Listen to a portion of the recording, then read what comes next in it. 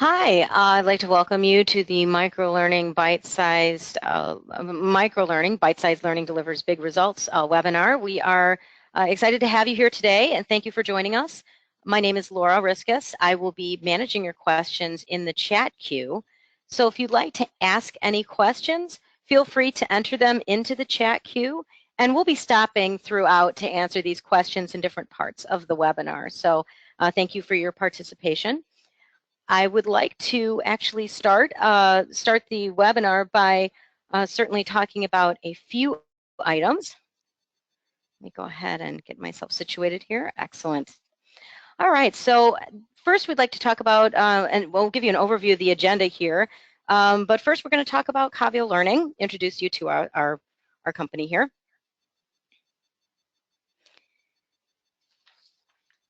Basically, Caveo's passion is driving business value through learning. So our mission is to transform the learning and development industry. And what we do is enable learning leaders to consistently deliver targeted, recurring, and recognizable business value. So on the next slide, we'll be talking, there's a little bit about what we do.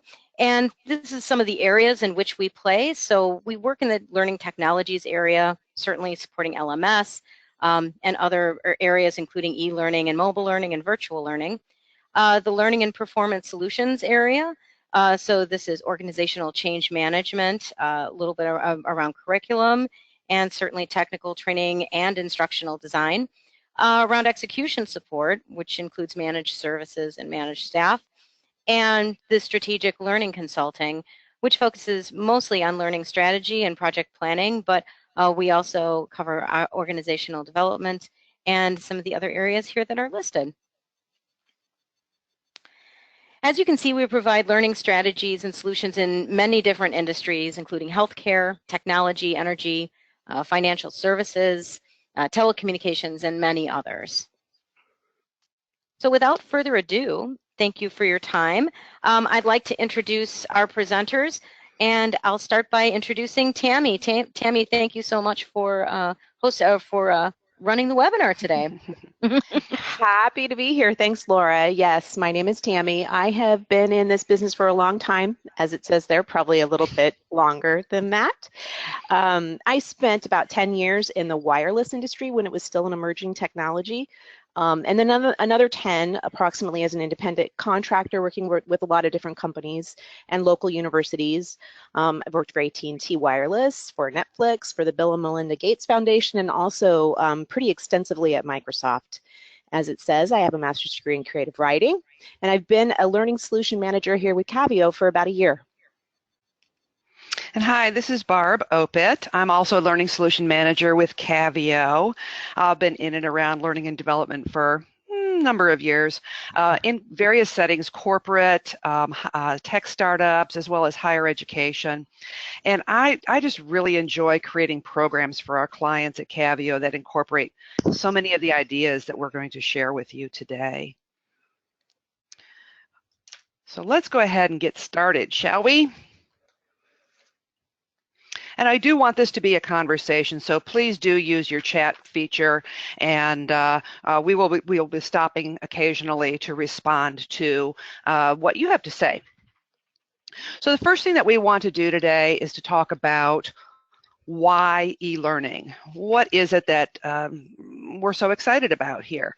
And then we'll get into some best practices and show you a few contexts and case studies.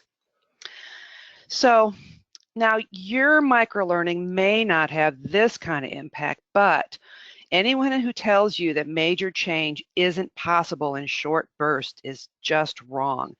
So does anyone know how long it took MLK to express that he had a dream? Well, MLK's I Have a Dream speech changed the world in 17 minutes. And JFK inspired the entire nation to go to the moon in only 15 minutes. So anyone who says that microlearning can't be impactful is just wrong. So what is microlearning? Well, it's essentially bite-sized training, and it's often in an online or web-based format, and usually takes just mere minutes to consume. We generally define microlearning as being something under 10 minutes in duration. but that can be debated depending on your context. These small units of learning can stand alone, but are often part of a larger curriculum or series. And an important differentiator here is that it's micro-learning. So we use design elements to promote learning, no matter how slight, which makes it different than the mere display of micro-information to be memorized. So microlearning may also tend to be faster and cheaper to design, with one analysis actually finding it costs about 50% less and completed about 30%, 300% faster than a traditional course, however you may define that. Now, microlearning is not a new concept, but interest in it is absolutely exploding. And this is actually some interesting facts we found that at the start of 2009, Google was getting just 11 searches a day for that term, microlearning. But by June of 2017, that number had grown to over 100 a day. So let's just stop there for just a half a sec and see, hey, Laura, are there any questions in the queue yet from our attendees? Or shall we Thanks move for on? asking. There are not, so you can go ahead and move on. Okay, turn over to you for a moment, Tammy. Yeah, so it is a hot trend. It's not new, but it's hot. And we think there are generally two reasons that this is true. One is simply time. Whether it's an illusion or reality, the fact is people do not feel like they have more time. They feel like they've got less. And a recent study by Deloitte concluded that workers are really generally only able to spend about 1% of their work time, or 5 minutes a day, on learning. So time is in the crunch. The other reason that we think that this is a hot trend is simply the rise of mobile devices and learning on the go, which also may be kind of tied up in the time equation.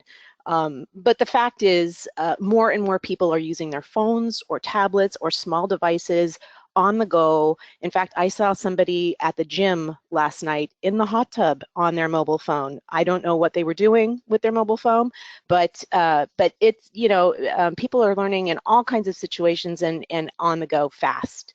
That said, and we'll come back to some examples of this later, microlearning does not have to be mobile, and it doesn't even have to be digital. We'll show some examples later. So what is it exactly? Well, it can be anything. I mean, I think Barb already mentioned it, but it's short. And here's a few things listed here: videos, flashcards, mobile learning games, job aids. It could also just be watching a short video, memorizing something, sorting. It could be an activity, sorting something into a sequence or some other kind of logical order, responding to a question in some sort of way, either in multiple choice or providing a brief response. It could just be reading a short paragraph. It could be just about anything, as long as it's short. And short is relative, which we will also come back to a little bit later. We have found that learning transfers, and this isn't new information either, this is kind of old information, but it's just more support for the benefits of organizing your stuff into micro bits. Learning transfer increases quite a bit. And there's kind of three things worth talking about there. One is first that learners are naturally more likely to remember information when they recognize its importance. And microlearning has been siphoned down to just that which is important. I mean, it has to be in order to get it into the time allowed. In order to get it short, the clutter or the less relevant stuff has to be kind of spliced out. And so as that happens, which is good practice anyway, but microlearning sort of forces you to do it, as that happens, what is there tends to be more memorable. The other thing is, when people access microlearning, they access it at a time when they really want to know it, when they really have a need to know, and that improves their motivation and also retention as a result. And then, of course, this is not new information, but repetition of small information does increase learning transfer in general, and improve the ability for rote memorization. One of the microlearning solutions of the year I think a couple years ago, is called Duolingo, which is just flashcards for language, learning another language. And it's simply very short little bursts, but repeated, and it improves the learning transfer quite a bit, doing things that way. Yeah, that's right. And there's brain science reasons for the effectiveness of microlearning. And it's all about our memorization capacity. There's a researcher, George A. Miller, who posits that the average person can only hold 7 items at a time in their working memory, plus or minus 2. And many traditional training and e-learning courses ignore this, whereas microlearning kind of counts on that. So there's this concept I have heard that microlearning is a response to millennials entering the workforce, but honestly, I say nonsense. Learners of any age can benefit from microlearning, absolutely. I know I'm busy. I'm sure you are as well, whether you're millennial or not. That said, millennials may be more apt to glom onto microlearning, or rather to expect microlearning.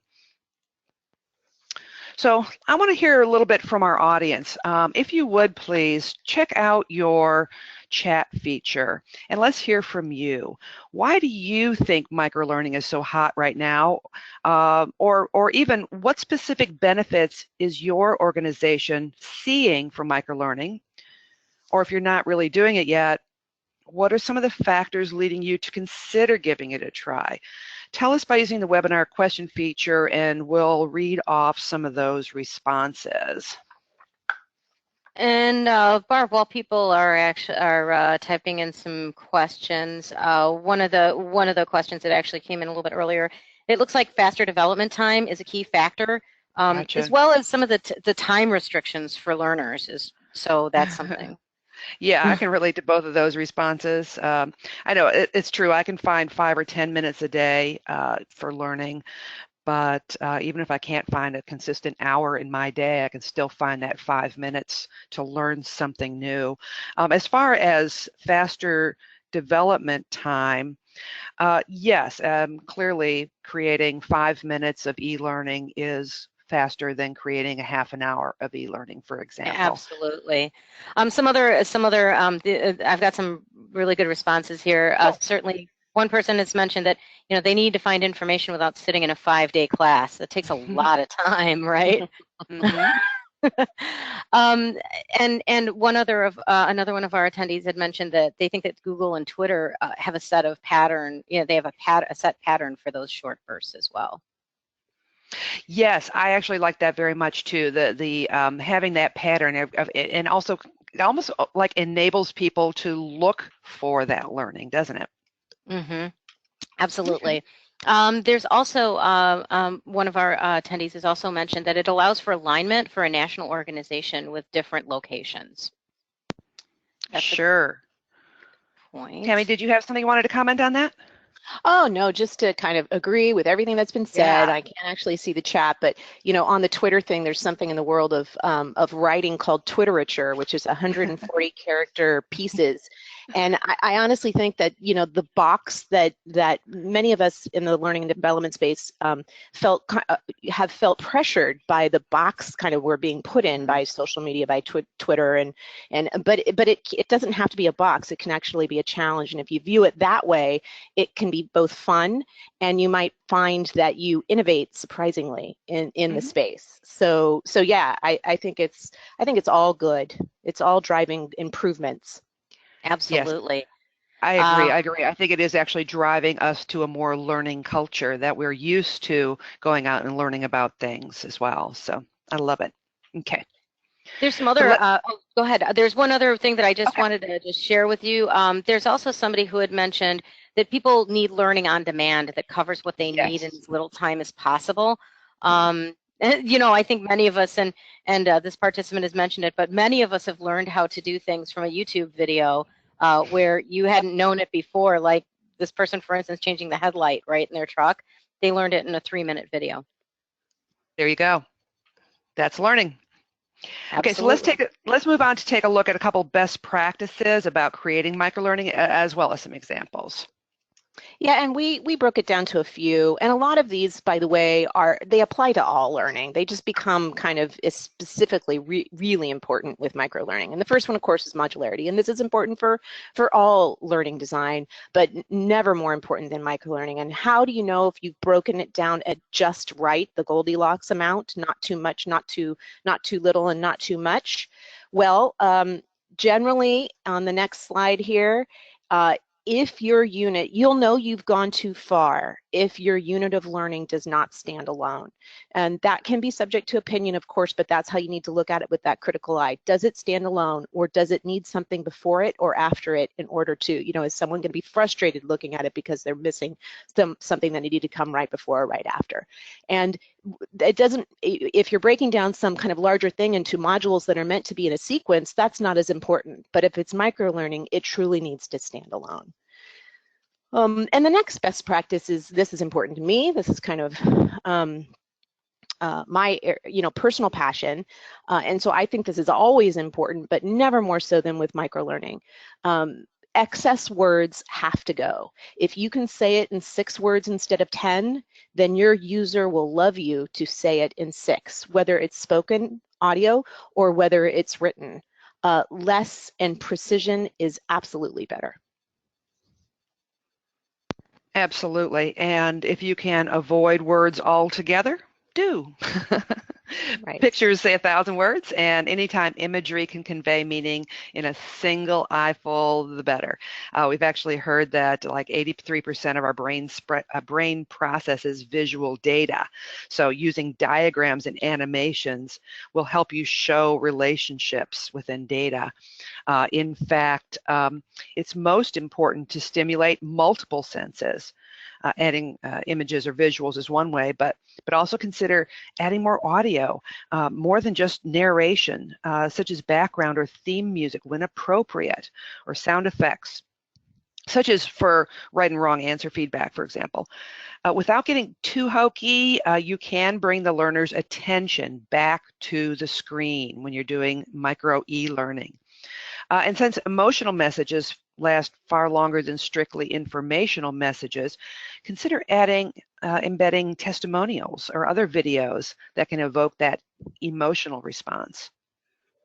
And finally, because people naturally pay attention to things that surprise them, a unique image will leave a lasting impression.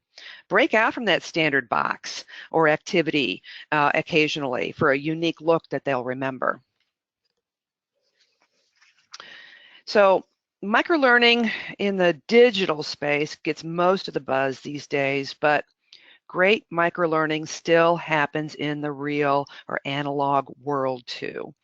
Ultimately, any training has to maintain a strong connection to the real world, so consider really building that connection and engagement by blending in some real world tasks in order to progress the learning. For example, putting up posters related to the topic. I've seen that very effective when they're taking e-learning and then they go out for their next break and there's a poster on the bulletin board that reflects that same message. Or have small assignments emailed to the learner. You can insert suggestions in the e-learning, perhaps to talk to your manager about this topic, or sponsor a quick like break time learning event. These are all great ways to bring that into their real life. And here is a big best practice that you must remember, and that is, as you develop your microlearning strategies and programs, still need to employ a design process such as ADDIE or SAM to ensure that real learning takes place in those brief moments. Just can't throw it out there, folks. It needs to be designed. And, here's the clincher for best practices. Beware of best practices. So this is still new and there's still room for innovation, and not only that, but it's relative to your environment. So for example, if you see a standard, or if we communicate a standard that scripts should only be X number of minutes or X number of words, and videos, and there's a standard idea out there that videos should be no more than 3 to 5 minutes long, or people are going to stop paying attention, and there's statistics to help kind of prove that out and all that. But it is all relative to your environment and your context. If you're developing some sort of program on quantum physics, it may very well be that a 30-minute video is microlearning in that topic. And so just, definitely pay attention to the standards and the statistics. They mean something, they're helpful, and challenge yourselves to the nth degree to try to get things as short as possible. And when you think you've gotten it as short as it can go, can it get even shorter? I mean, challenge yourself, but be careful about boxing yourself in by standards in what is kind of still an emerging craft. So we'd love to hear from you. If you're here because you've been trying to do this and you can't, or because you want to get started and you perceive it as difficult, what do you think are the barriers to creating or implementing microlearning in your space? Feel free to share in the chat. All right. Someone has mentioned that their barriers that SMEs insist on more content being included than can reasonably fit into a single microlearning. Tammy, how would you handle that? Well, that's the question of the age, right, Barb? I mean, this is this is kind of always tricky. So it's a little bit like asking, how to be an instructional designer all up, because that's kind of the constant battle is. And, it's true, sometimes there's not enough information and you have to kind of dig for it. That is true. But in doing this for as long as I have, more often than not, and more than ever in our internet or information age, the problem is the opposite. There is too much information, and what we have to try to do is help turn down the fire hose.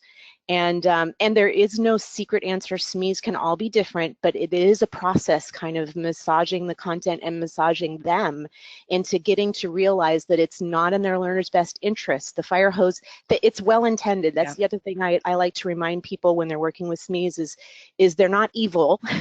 They mean well. They have all that information. They want to share it. They want to get it documented. They want to get it down. They see the training development process as the time and the opportunity to take their brain and get it into get it crystallized, get it into some sort of form that everyone can get. So the intention is good. They just forget what it was like to be new at the subject. That's right. And yeah, do you have any secrets there, Barb? I would always just challenge the SME to look at the specific learning objective. Is it clearly and singularly defined? Can it be more specific? Or is the learning objective even better suited to some other mode, such as a series of e-learning events, rather than a single microlearning? Totally, and actually, thank you, that reminded me. I can't preach enough about the benefit of learning objectives or remind people what they are. It's not a stated goal, it is what is the learner going to be able to do actively as a result of participating in that unit. And those are really great foundations for helping keeping SMEs at bay. Any other questions or comments on barriers, Laura? Absolutely. There's a lot of our participants talk about management buy-in, especially when there's a lot of focus or need to track, track that people have read it or completed, so to speak. What are your thoughts on that? Barb, what are your thoughts on that? Yeah, there are some LMS systems that are easier than others to track. The new API X standards for experiential learning may help us with that. And it could be that you are needing to look for other ways to gather metrics, such as how are they participating? How many people are participating in a discussion on a discussion board? Can you quantify that? Or how many views has a video have? Can you quantify that? Can you get likes on your system? Can you quantify that? That may give you even a stronger indication of not just who's hitting the play button and walking away versus actually watching the video and then responding to it. Yeah, absolutely. I think that's great. The last comment that I certainly have here that I see overall really has to do with change. It has to do with whether it be the instructional designers, whether they have the not necessarily the skill set, but the I think it's the approach.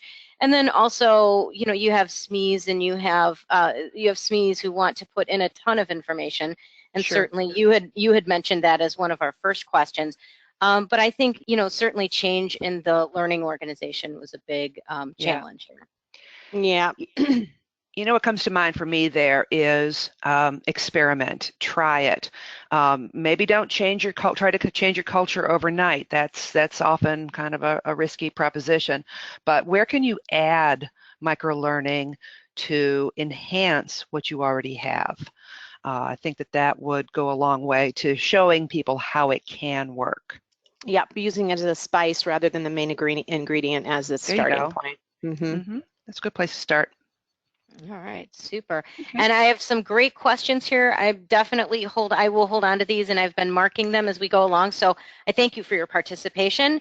I'm going to let Barb and Tammy take over a little bit here, and then I'll come back to the questions in a moment. All righty.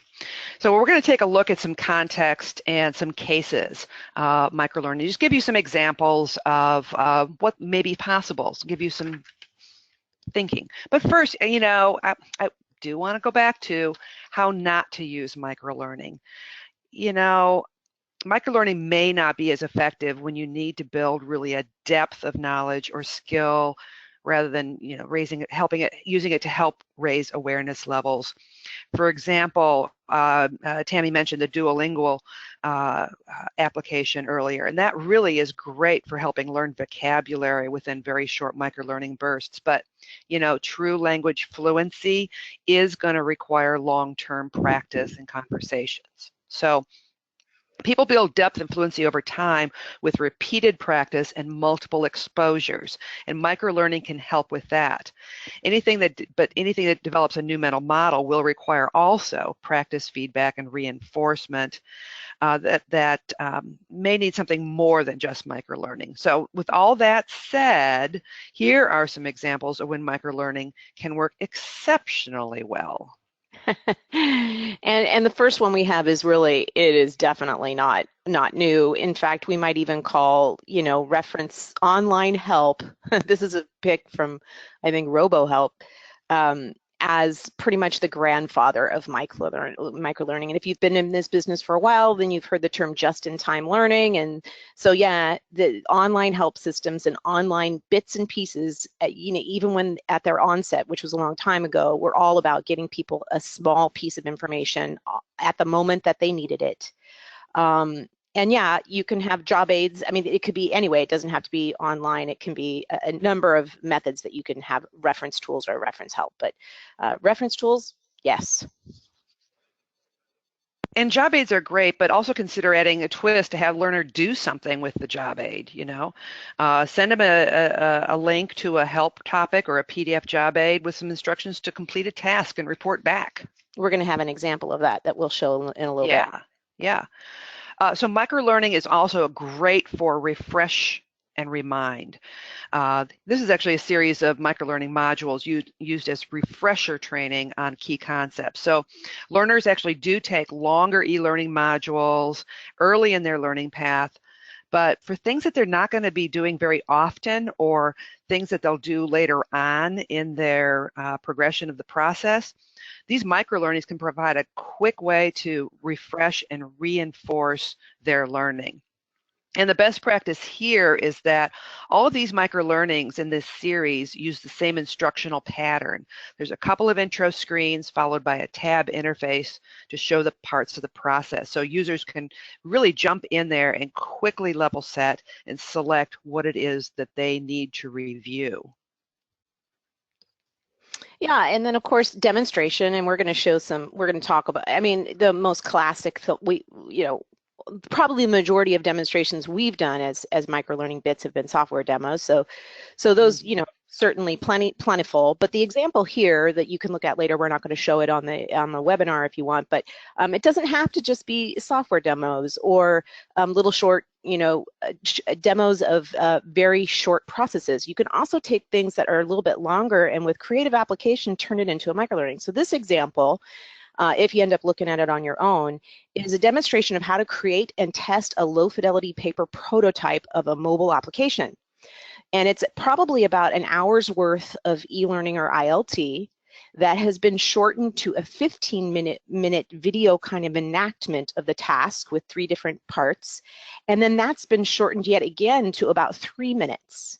And it's a little bit low budget the way they've done it. They've shortened it from that 15-minute regular paced view to 3 by putting it slightly in fast forward motion, adding some text box and call outs with key points, and then using some punchy music. Barb mentioned music earlier. And yes, music can be cheesy or it can just work. And this is a great example of where it just works to keep the learner alert and kind of tracking along into what ends up being kind of an hour's worth of content that's sort of siphoned down to a 3-minute little video. And yeah, it's not going to make somebody an expert in this, but it gives people the idea and can also serve as a tickler to motivate them to want to learn more, to go explore, practice, and learn more. Absolutely, absolutely.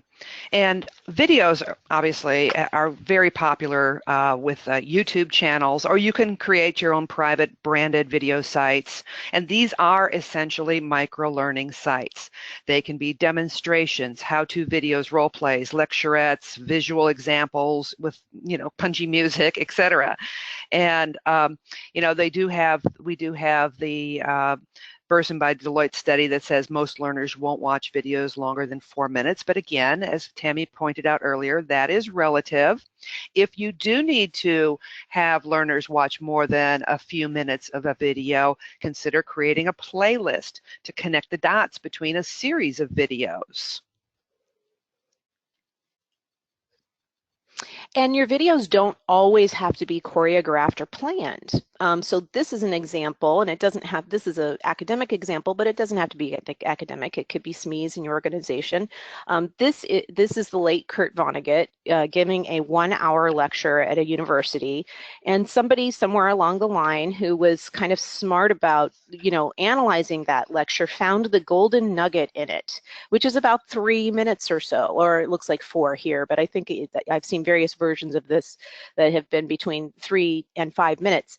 And this is it. This is a snippet from a longer lecture that's just kind of, so, and that's kind of a fast way to be able to kind of create a little bit of content that works. The lecture, of course, is not microlearning, but the golden snippet is.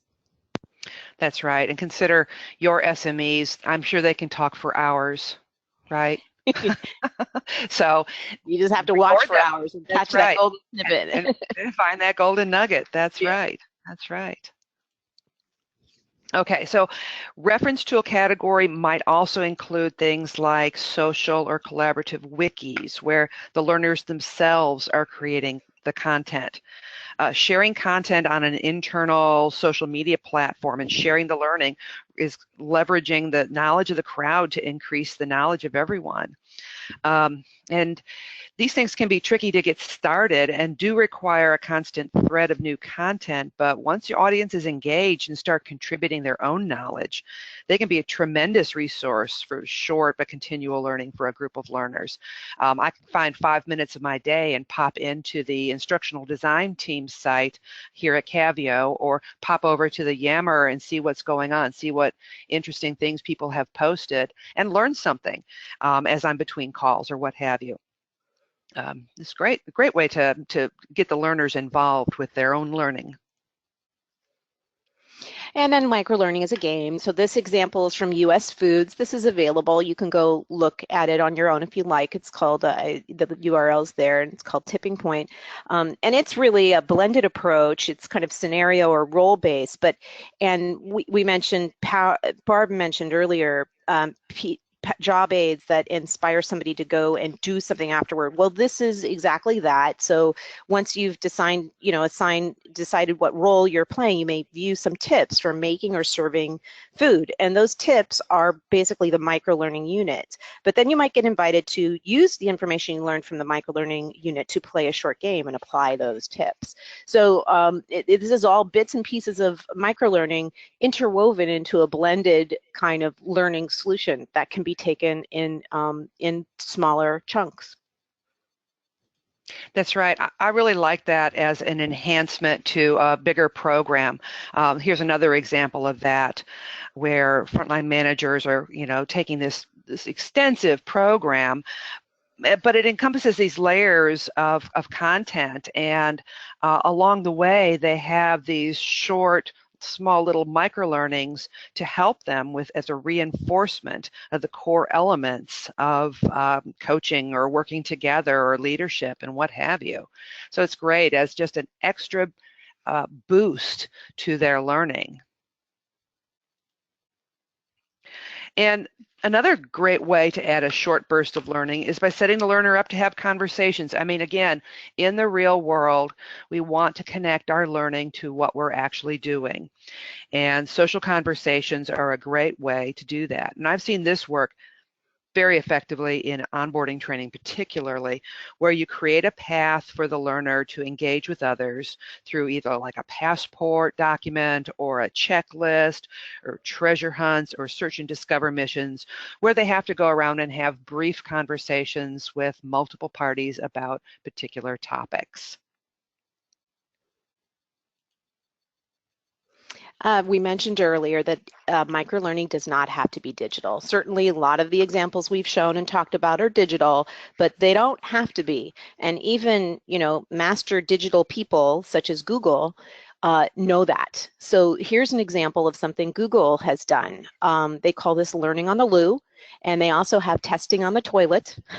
And these are short, paper-based microlearnings, basically, that they're one-pagers, no more than one page, and they are placed brochure style outside the restrooms in the engineering buildings. So yeah, I mean, I love this too, because yeah, sometimes thinking outside the box is going backwards a little bit rather than forward. Retro. That's right. Go retro. That's right. And honestly, and really consider here, this is really our final best practice is to mix it up. We really want you to design your strategy for learning, right? It's a big picture strategy for learning, and consider using multiple types of microlearning incorporated into that larger program for a rich experience.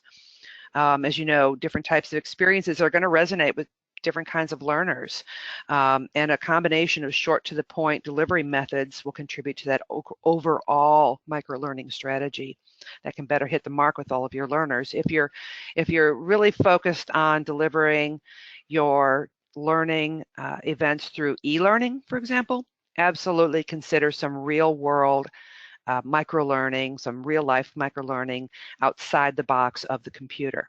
If, on the other hand, your primary learning strategy is instructor-led training, consider something online. Consider a job aid that is emailed to the participants and have them do something and report back the next time they come into class.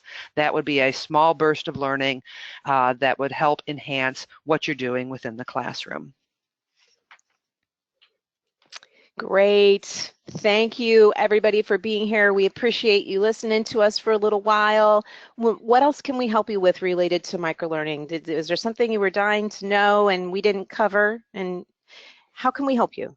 Well, Tammy, I do have a bunch of questions in the queue and would love to get some answers. I think we've got some good questions here. One of the challenging questions, and I'm going to have Tammy, I'll have you tackle this one first. Mm-hmm. Is really, isn't this just taking the old concept of chunking and modifying it? Well, to some extent, I agree with that. I mean, yeah, I don't want to de-hype microlearning, because I think it's great that it's hyped, only because, yes, I do not think this is a new tactic, a new technique at all. I just think the pressure is mounting for us to do it, and I think that's a good thing. Excellent. Some of the other questions that we have around best practice for narration for microlearning. Does Barb, do you have a thought around best practice for narration? Narration in e-learning in general, I think that there are some best practices there that absolutely apply to microlearning as well. So, for example, I personally, when the narrator just reads things to me that are already on the screen, I'm not a big fan of that. I like to have the narration add to what I'm seeing on the screen. So, making it more video-like, actually, so that I have a visual, I have perhaps some words on the screen, the key points are on the screen, but a narrator is really talking me through it. I absolutely think that that's the best approach to effective use of narration. Excellent. Another person had asked, it was just a thought, and they said, I've duplicated electronic gamification onto physical cards to add kinesthetic and tactile modalities for those who learn those ways. Very cool. Nice Absolutely. idea. Love it. Yeah, play the game at your desk and or do it online. Put it on your phone, do it anywhere. And just, you know, and it just never has the time been more ready to reintroduce paper as a fresh concept. Yeah. Everything old is new again, right? That's right. So, Tammy, how do we ensure great user learning or great user experience in a microlearning session? Well, you know, that's a whole other, actually, that should be our next webinar, Barb. Right, there you go. User experience. Because there's a whole, I mean, we've covered a lot of the best practices here. I don't know if I would add to that other than to say, test it. Mm-hmm. You know, figure out a little what your metric of success is, what you wanted them to be able to do. Go back to your learning objective. What did you want them to be able to do? Test the microlearning unit, test if they could do it, keep track of your results, and iterate until you succeed. Absolutely. And I think that what that question really brought up for me was the digital learning experience, that keyword experience. How is it for the learner? Does it make sense, or are you just, you know, are you trying to just dump information into their brains, or are they actually having an experience from which they can learn? Absolutely. And Barb, how do we decide on a microlearning technique solely based on the nature of the content? That's a great question to think about. Yes, so anything that you're trying to, anything that you want them to learn that they're going to need to interact with, think about how is it that the individual, the learner, will need to interact with that information. So for example, if it's, let's say it's just how to do a report, right? Just numbers and figures. Well, show it to them, have them try it, etc. But it's pretty straightforward as far as their numbers, and there's columns and there's rows. It's you know, have them interact with it in that way. Now, if it is something that is more of a soft skill, for example, they're going to need to practice it. They're going to need to get some feedback. So perhaps introduce the concepts in a microlearning, e-learning, and then have them go out and do something with that and give them a feedback mechanism. So again, the suggestion I had earlier, go talk to your manager about this, try this, ask them for feedback on how you may do something else differently. Great. And this is for both of you. I'll start with Tammy about where, I've got a couple questions, and it really comes down to where people can find resources to learn more, or how they can get started. With microlearning specifically? Exactly. Gosh, you know, I don't know of any good resources. I mean, thanks for starting with me, but I'm going to kind of ask Barb. Do you know of any good? I mean, I use the go. I think the Caveo blog site is a great resource. I was trying to think of, like, do you know of any good publications that have captured this particular topic in a non, I, academic kind of way? I always go back to ATD. I absolutely believe that their website has some of the richest content for our industry of any. I have seen some their ATD Essentials information, the info line material, absolutely. I have seen some great things, and as we were preparing for this webinar, I did access those resources on ATD just to see what's going on in the industry with this. So I'll always encourage people to get involved with ATD. Agreed. Excellent. Just a comment certainly here, and it says basically what they're saying is, what they want to do is the question here, and I'm trying to word it appropriately so that it makes sense.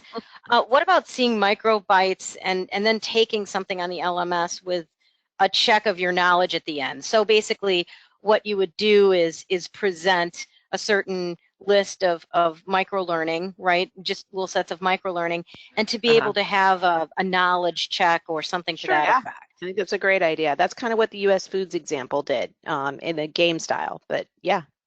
Absolutely, and that might be appropriate. You might have a whole series of microlearning, and maybe at the end of the month, after they've taken 3 or 4 or 5 of these short bursts, you go and have them answer a quiz and see how they did. Absolutely.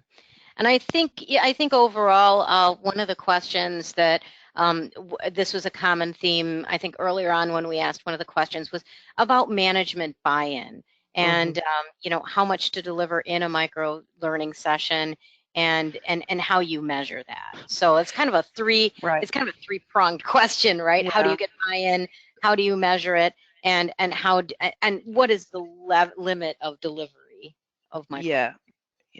Well, and I wouldn't mind adding here that I actually think it's a little easier to get buy-in for microlearning than it is for traditional stuff. I mean, and social media has led the way for us. As Barb was mentioning earlier, we can get the stuff that management likes to see, likes, percentages, data, charts that show people are accessing, touching stuff. It's easier to get that with my modular chunks than it is with a bigger deliverable. So I think that it's always hard. Buy-in is always hard for training and development, period. But I actually think it's a little bit easier with microlearning. That's right. And again, keeping that in your mind as you're designing your overall strategy. I don't know of anyone that is implementing one single microlearning chunk and calling it a day. Right. Microlearning is a part of a larger strategy. And as you're sitting down to look at that big picture strategy, how are people going to learn what they need to learn? How are you going to bridge those performance gaps? Microlearning is one piece of that pie, and how you're going to measure the overall performance and meeting that gap is paramount in the learning and development industry. Excellent, thank you. Barb, can you talk a little bit more about the difference between sequencing modules and microlearning? Good question. I like that. Yeah, it can be a little bit different, right? Because you can have a strict sequence, publish one microlearning, send them a link to one microlearning on day 1, send them another link on day 2, send them another link on day 3, and expect them to do things in series. However, most microlearning, I think, is a little more open. And so one of the key points that Tammy brought up as far as your microlearning kind of needs to stand alone. Each chunk needs to make sense on its own. And when you do that, then you can give people a field of microlearning knowledge bits that they need to absorb. Let them do them in their own pace, at their own, in their own sequence, if you will, and then perhaps have a wrap up at the end through, like you said, somebody suggested earlier, maybe they take a quiz after they've taken all of the chunks to see how all of these things fit together. Does that make sense? So yeah, sequencing is a choice. They can be sequenced, but they don't necessarily have to be sequenced if they are made as standalone units. Yeah, and I think, I mean, this is just my gut thought to it is that a sequence might be hard to remember if, I mean, the whole idea of microlearning is that it can be taken out of sequence. So it might be hard for the learner to retain what the sequence should be. I'd have to really think there might be some kind of innovative way that I haven't really thought of to figure out how to teach a sequence using microlearning chunks. And, you know, I don't have it right at the ready. So there might be something new there. You know? That's right. And when we talk about microlearning as reference material and refresher material, obviously that is intended for quick access when you need it. So maybe your metric is have support calls to the help desk reduced based on making all of this refresher and reference material available for that ERP program or what have you. Excellent. Oh, another question I have here that is pretty good is, how can microlearning be used to impact or support meaningful behavior change focused learning and development? So behavior change focused is really what we're talking about, is how do you really leverage microlearning to almost like to change behavior, right? Yeah. Well, yeah, that's kind of what one of the big reasons we're here, right, is to change behaviors. I think that microlearning is excellent at reminding, introducing, etc., but there still will need to be some feedback loops in there when you're going to change behaviors. So that's another place where mixing it up and looking at your strategy for providing that level of feedback, whether that's in real life or through a short quiz or a scenario. Just because it's microlearning doesn't mean we can't have small scenarios in there that they need to react to. Yeah, and I think also the benefit of microlearning when it comes to change of behavior is this social benefit, because I think it's easier for people to talk to each other about micro units than it is to talk to each other about a larger unit. So if people are able to, you know, exchange little bits of information, and if you can even figure out a way for that to be viewable by the rest of the social group, you know what I mean, then it just increases sort of a little bit of social pressure toward change behavior, which I think can be incredibly instrumental. It's just hard to create that kind of energy, but when you get that energy going, talk about a tipping point. Yes, I like it. Excellent. One of the comments or questions that was really mentioned was around that sometimes e-learning, or I'm sorry, that microlearning is not easy to deliver when people have to log into an LMS. Maybe if Barb, if maybe you can start with, does it always need to be on an LMS, and what would be some criteria for either putting it on an LMS or not putting it on an LMS? That's a really good question. If it takes you 3 or 4 minutes to log into the LMS and navigate to the microlearning, and then it takes you a minute to do, your time is up. That's right. That's right. So I really like LMS systems that are easy to use and integrated into your work, right, as much as possible. But I have also seen where microlearning is published both ways. If you are trying to get credit for taking the learning, maybe you have to log into the LMS and take this series of microlearnings and answer a quiz. But can't you also publish those microlearning objects in a private YouTube kind of a channel where people can access them as they choose as well? There you go. That gives you best of both worlds, perhaps. Yeah, absolutely. I have a question here about what is the relationship of microlearning to SCORM? Good question. Yeah. Well, if you're talking about e-learning, microlearning as e-learning, sure, we're still going to publish those as SCORM compliant and so forth, using the practices there, so that you get credit, so it registers that you have taken the course. Sure. But I think microlearning is bigger than just e-learning, of course, as we've mentioned several times in this webinar. So yeah, whether or not it needs to be SCORM compliant or needs to be on the LMS is kind of a larger question, and depending on what your goals are and what is most important, and sometimes the user experience trumps tracking, right. and I like that. sometimes Yes. it doesn't, and there you go. Yes, coming back to that user experience again. That's usually what it's about, right? It's user experience, no doubt about it. Right. Well, Barb and Tammy, first of all, I thank you so much for this great information today. I know I've certainly worked with a lot of clients that have had microlearning questions. So I thank both of you for your time. Yeah, my pleasure. It was fun. Absolutely. Thank you all for attending. Yes, absolutely. Barb, thank you. I do want to thank everybody for participating in this very busy question queue. You've definitely kept me busy throughout, and certainly Barb and Tammy as well throughout the webinar. I do want to advertise our next webinar, which is on Tuesday, November 14th, at the exact same time, from 10 to 11 a.m. Central Standard Time. Ray Valenzuela will be presenting. He's our VP of Strategic Services here at Caveo Learning. I do want to let everyone know that you will receive an email follow-up after this webinar with a link to the recorded session. And again, thank you very much for your very active participation, your questions, and thank you, Barb and Tammy, for your time. Thank you. Thank you. Laura. Have good days, everybody. Thanks. Okay. Bye-bye.